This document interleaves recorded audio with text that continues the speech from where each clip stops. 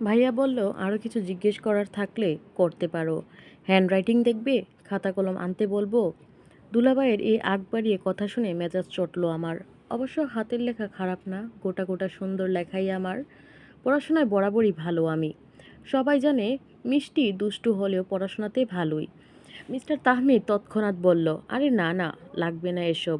আমি চেয়ার ছেড়ে দুপা যেতেই ইচ্ছে করে পড়ে যাওয়ার মতন করে নিজেকে সামনে নিলাম। দুলাভাই চমকে উঠে বললেন, এই রে মিষ্টি, পড়লে নাকি? লাগেনি তো? শাড়িটা কিঞ্চিত গোড়ালি ছুঁই ছুঁই তুলে বললাম, পড়েনি ভাইয়া, এই উঁচু হিল পরে অভ্যস্ত নই তো, তাই বাম পাটা উল্টে গেছিল। ব্যাপার না, কিছু হয়নি। ঘাড় ঘুরিয়ে তাকিয়ে বলতে গিয়ে মিস্টার তাহমিদের সাথে একবার চোখাচোখিও হলো। নিচে যেতেই ভাবি এসে চেপে ধরল। কি কি জিজ্ঞেস করেছে, কি বলেছে সবটা বললাম। ভাবি চোখ মুখে কৌতূহল নিয়ে জিজ্ঞেস করলো, মিষ্টি তো পাত্রকে পছন্দ হয়েছে তোমার? কেমন লাগলো? ঠোঁট উল্টে উত্তর বললাম, সবই ঠিক আছে, বাট একটাই সমস্যা, পাত্রের ছাদে মাল কম আছে ভাবি। ভাবি নির্বোধের মতন মুখ করে চাইলো, তার মানে আমার কথার অর্থ সে বোঝেনি। আমি বুঝিয়ে দিতে ঝটপট বলি, আরে বোঝনি, মাথায় চুল কম। একটা হাত কপালে রেখে বলল ভাবি, তুমিও না মিষ্টি? আমি শাড়ির পিন ছাড়াতে থাকি। ভাবি বলল, একটা না একটা দিক কিন্তু একটু ছাড়তে দিতে হয়। সব দিক দিয়ে কি আর পাওয়া যায়?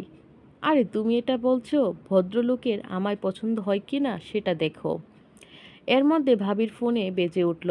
কথা বলার সময় কানে এলো। ভাবি এক পর্যায়ে বলছে, তুই এখানে আমাদের বাড়ির কাছে এসে চলে যাবি, তাই হয় নাকি? একবার এসে ঘুরে যা, আমার শ্বশুরবাড়ি দেখে যা। বিয়ের মধ্যে তো ছিলি না। ওপাশের কথা শুনে গেল না। ভাবি বলল, আচ্ছা আয়, এক কাপ চা খেয়ে চলে যাবি, আটকাবো না। ফোন রাখতে কৌতূহল হয়ে শুধাই, কি ভাবি? আমার ফুফাতো ভাই চড়ে ঘুরতে আসছে, বাড়ির কাছে এসে ফোন দিয়েছে। আসতে চাইছিল না, জোর করলাম, বলল আসছে। ওহ, ভাবি একাই বলল। এডওয়ার্ডে অনার্স চতুর্থ বর্ষে পড়ে, কেমিস্ট্রি বিভাগে আমার সমবয়সী। ভাবি বলে চলল, আমি মাথা নেড়ে চুপচাপ শুনে গেলাম। অচেনা নাবিল মাহমুদের কথা। শাড়ি ছেড়ে থ্রি পিস পরেছি, অতপর চুলের ক্লিপ খুলতে খুলতে হঠাৎ আফসোস করে উঠলাম, ভাবি ওই বেটা টাকা মাকা কিছু দিল না তো। কাজিতে মাস গেলে 1.5 থেকে 2 লাখ টাকা স্যালারি ড্র করে, পাত্রী দেখে যে কিছু দিতে হয় বেটা জানে না নাকি?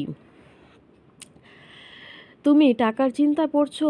আমি ভাবছি পজিটিভ কিছু যেন বলে। আম্মা কত আশা করে আছেন, বাবাও ওনার কথাবার্তায় পছন্দ হয়েছে। বাবার কথা শুনে যতটুকু বুঝলাম, আমি মুখ গোছ করে কণ্ঠে ফাইজলামি টেনে বললাম, তোমরা আছো পছন্দ হওয়া নিয়ে, আর আমি মুখ দেখানোর জন্য টাকা না পাওয়ার শোকে পড়েছি।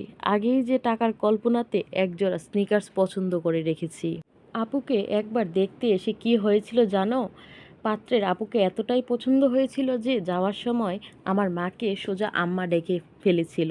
কথাটা বলার সাথে সাথেই অট্টহাসিতে ফেটে পড়ল ভাবি। আপু আড়াল থেকে ঠোঁটে চাপা হাসি। ভাবি বলল, ইস বেচারা। অবশ্য বেচারা আর কী বা দোষ, আমাদের মিস্ত্রি যে আগুন সুন্দরী, এমন হওয়াটাই দোষেরও নয়। ভাবি উৎসুক হয়ে কণ্ঠে জিজ্ঞাসা নামিয়ে ফের বলল, বিয়ের আগে আম্মা ডাকা সেই বেচারার জামাই না হওয়ার কারণ? বিয়ের আগে আন্টি না ডেকে সোজা আম্মা ডাকা সেই হাম্বার গল্প শুনবে? আচ্ছা দাঁড়াও বলছি। বিছানায় আয়েশ ভঙ্গিতে বসে পা দুটো দুলাতে দুলাতে শুরু করলাম। আপনার শাশুড়ি মা ছেলে মেয়েদের ব্যাপারে ওভার পসেসিভ। ছেলেদের পছন্দ হলে কি হবে, মায়ের মনে ধরেনি। প্রথমে অতটা শুনেছিল না, পরে শুনল ছেলেদের অনেক জমি জমা, ছেলে মাস্টার্স পাস, চাকরি না পেয়ে ব্যবসা করছিল আর জমি জমার দেখাশোনা করত।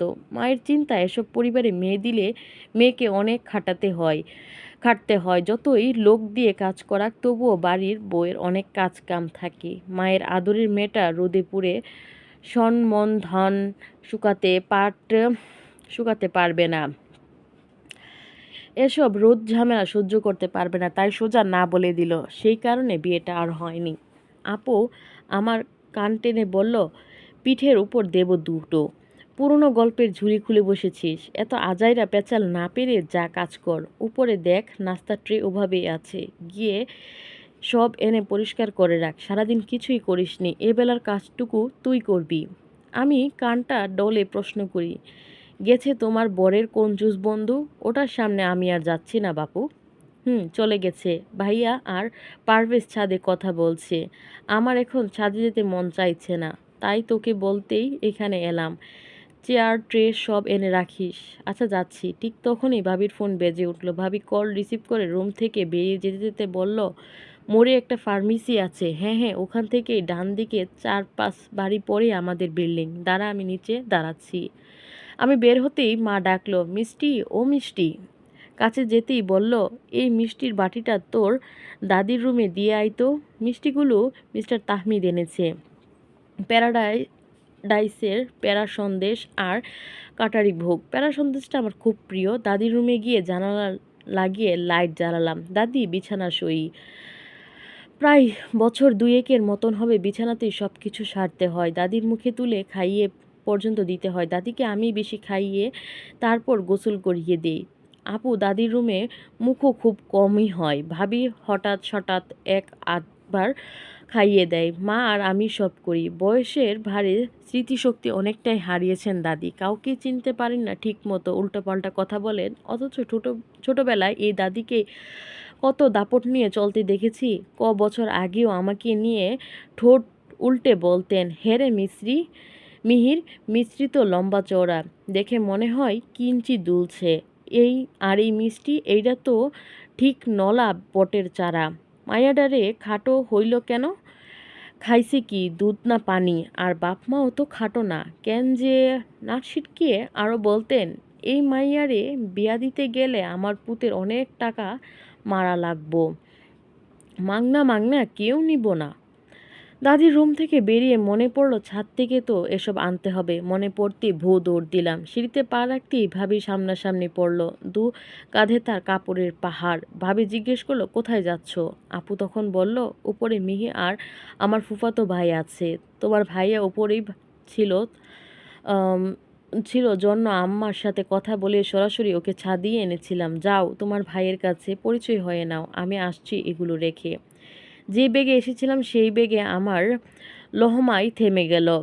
ওড়নার কোণে ডান হাতে পেঁচাতে পেঁচাতে ছোট কদমে এগিয়ে ছাদের দরজার দিকে এক ঝলক উকি দিলাম। চেয়ারগুলো খালি, তাহলে ওনারা কোন পাশে? ভাবতে ভাবতে এগুলো বলা বাহুল্য, নতুন কুটুম্বকে এক পল দেখার কৌতূহল কাজ করছে। ছাদের দক্ষিণ দিক হতে কথাবার্তার শব্দ আসছে। আমি সেদিকে না তাকিয়ে উত্তরে গিয়ে কার্নির ঘেঁষে দাঁড়ালাম। তন্মধ্যে ভাইয়ার ফোন আসতে ভাইয়া বলল, তুমি নিচে গিয়ে বসো, আমাকে একটু জরুরি বাইরে যেতে হবে, সন্ধ্যায় ফিরে কথা বলবো। নম্র স্বর এলো, ভাইয়া আমাকে ফিরতে হবে আজ। আরে মাত্র এলে, এক্ষুনি যাওয়ার জন্য কেন করছো? আজ থাকো, খুব আর্জেন্ট হলে সকালে যেও, আবার আসবো। ভাইয়া জোর করে বলল, আজ থাকো, আর কথা নয়। আমি ঝিনুককে বলে যাচ্ছি যেতে যেন না দেয়।